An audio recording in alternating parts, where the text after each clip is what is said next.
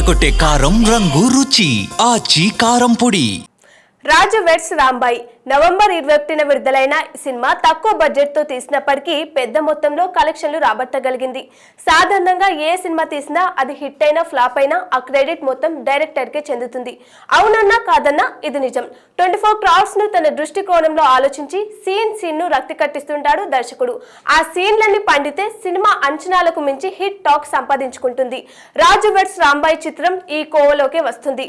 ఈ సినిమా ఇంత పెద్ద హిట్ కావడానికి ప్రధాన కారణం డైరెక్టర్. అతనికి తన కథ మీద ఉన్న నమ్మకం. ఇంతకు Raju weds Rambai cinema director Sailu biography ఏంటి, సినిమాలోకి రావడానికి అతని వెనుకున్న ఆ బ్యాక్గ్రౌండ్ ఏంటో ఈ స్టోరీలో తెలుసుకుందాం. వరంగల్ కు చెందిన సాయిలు సినీ రంగంపై ఉన్న మక్కువతో ఇండస్ట్రీలోకి అడుగుపెట్టాడు. 6వ తరగతి నుంచే సినిమాలు ఎక్కువగా చూడడం అలవాటు చేసుకున్నాడు. ఎన్టీఆర్ కు చాలా పెద్ద అభిమాని డైరెక్టర్ సాయిలు. 16 టీన్స్, సంపంగి వంటి సినిమాలు తనకెంతో స్ఫూర్తిగా నిలిచాయని చాలు చెప్పాడు. ఇకపోతే సినిమా రంగంపై ఇష్టంతోనే తొలుత టెక్నికల్ డైరెక్షన్ డిపార్ట్మెంట్ లో అసిస్టెంట్ గా పనిచేశాడు. ఇండస్ట్రీలోకి వచ్చిన కొత్తలో మ్యూజిక్ డైరెక్టర్ చక్రి తనను చేరదీశారని అంటారు ఈ యువ దర్శకుడు.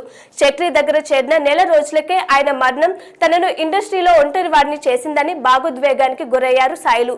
గ్రీకు వీరుడు సినిమాకు పనిచేసిన చాలా మంది టెక్నీషియన్లను తనకు ఇండస్ట్రీలోకి రావడానికి మెలకువలు సూచనలు చేశారన్నారు. ఇలా సినిమాపై అభిమానం పెంచుకున్న సమయంలోనే ఇంట్లోని తల్లిదండ్రులు చదువుపై ఫోకస్ పెట్టమన్నారు.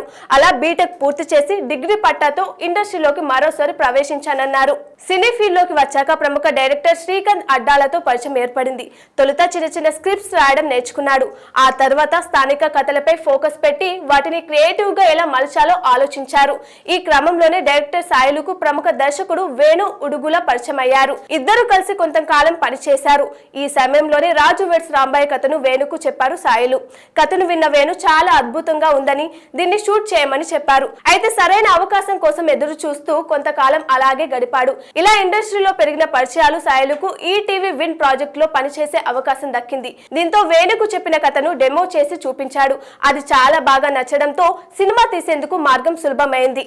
రాజు వెడ్స్ రాంబాయి ఎంత సక్సెస్ సాధించింది మూవీ అనేది మన అందరికీ కూడా తెలుసు. ఆ సక్సెస్ ఏ విధంగా వచ్చింది ఏంటి, ముఖ్యంగా సక్సెస్ ని మనతో పంచుకోవడానికి డైరెక్టర్ గారు మనతో పాటు ఉన్నారు. వారితో మాట్లాడదాం. నమస్తే సార్, ఎలా ఉన్నారు? నమస్తే మేడం, మంచిగా ఉన్నా మేడం, బాగున్నా మేడం. అసలు ఎంత క్యాజువల్ గా మాట్లాడుతున్నారంటే మీరు. ఎలా అనిపిస్తుంది ఇంత పెద్ద సక్సెస్ వచ్చింది మూవీకి? నాకే అంటే షాక్ మేడం. నేను కూడా అంటే ఇన్ని రోజులు కష్టం పడ్డంగా అంటే ఇది అవునా వచ్చిందా అనిపిస్తుంది తప్ప అమ్మ తోడరా వచ్చిందని అనిపించేది లేదు. ఓకే పోతుంది అంతే. మీ ఫేస్ లో కూడా మీ కళ్ళలో మాకు ఇంకా క్వశ్చన్ మార్క్ కనిపిస్తుంది. అంటే ఎందుకు అలా? అంతే మేడం, బై డిఫాల్ట్ నా కళ్ళు అంతే మేడం. సో 2 సంవత్సరాలు పట్టింది సక్సెస్ రావడానికి. అంటే మూవీ గురించి స్టోరీ ఎలా సెలెక్ట్ చేసుకున్నారు? అంటే ముందే అనుకున్నారా ఇది ఖచ్చితంగా బ్లాక్ బస్టర్ అవుతుందని? నమ్మకం అయితే ఉంది మేడం, నమ్మకం అయితే ఉంది. ఒక ఫ్రెష్నెస్ అయితే ఉంటుంది కథలా అనుకున్నా, కానీ ఇంత సక్సెస్ చేస్తారని నాకు ఎక్స్పెక్టేషన్ చేయలేదు. థియేటర్స్ కి వచ్చిన తర్వాత ఈ మూవీలో సాంగ్స్ కావచ్చు, స్టోరీ ముఖ్యంగా ఆడియన్స్ అందరినీ కూడా కట్టి పడేసింది. సో ఏమనిపించింది ఆడియన్స్? ఫస్ట్ అనుకున్నదే థియేటర్ సినిమా మేడం, థియేటర్కే చేద్దాం అనుకున్నా, థియేటర్ సినిమా చేసిన. సో నాకు తెలిసి ముందే అవి పేలుతాయి, ఆ నాస్టాలజీ, ఆ ఫీలింగ్స్ అంతా పేలుతాయని గట్టి నమ్మకం ఉండే. 2.5 అయింది. ట్రిపుల్ కూడా వస్తుంది. ఇప్పుడు వరకు ఉన్న రెస్పాన్స్ కి ఎలా అనిపిస్తుంది మీకు? అంటే మీరు థియేటర్స్ కి వెళ్ళి కూడా అభిమానులు ఎలా ఎంజాయ్ చేస్తున్నారో చూసారు కదా, సో ఎలా అనిపిస్తుంది? అదే మేడం, అంటే నేను అదే చెప్పలేకపోతే నేను ఇన్ని రోజులు అలా కూర్చున్నా, ఇటు చూస్తే అమ్మా నా సినిమానారా అంటే అంత వైబ్ ఉంది అనిపించింది, మజా వచ్చింది మేడం. దాని మించి ఇంకేం మాట చెప్పలేను. ఆనందం, దుఃఖం, బాధ అన్ని అరే దీనికోసమే కదా నేను చేసింది అనిపించింది. నెక్స్ట్ మూవీ ఉన్నది మేడం, సార్లతోటే ఉన్నది. మన బనివాస్ సార్, వంశీనందపాటి సార్ తోటి ఉన్నది. ఎంత నార్మల్ గా కామనర్ గా ఉన్నారు అంటే మేము షాక్ అవుతున్నాం అసలు తెలుసా.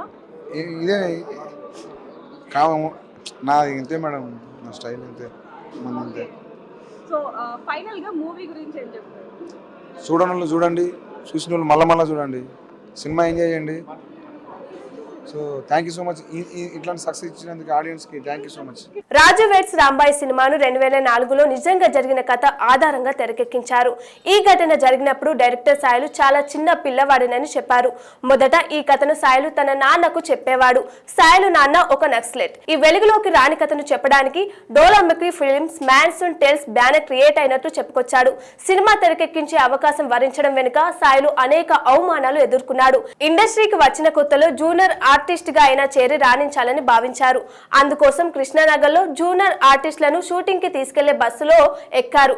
కానీ తన అవసరం లేదని బస్సులో అప్పటికే చాలా మంది ఎక్కారని సాయిలును దించేశారు. ఆ తర్వాత కొన్నాళ్లకు ఓ సినిమాకు పనిచేస్తున్న క్రమంలో సెట్ లో భోజనం చేస్తున్న సాయిలును నీ కార్డు ఎక్కడా, నీవెవరు అని అందరి ముందు గట్టిగా అడిగేసరికి తాను అవమానంగా ఫీల్ అయ్యానన్నాడు.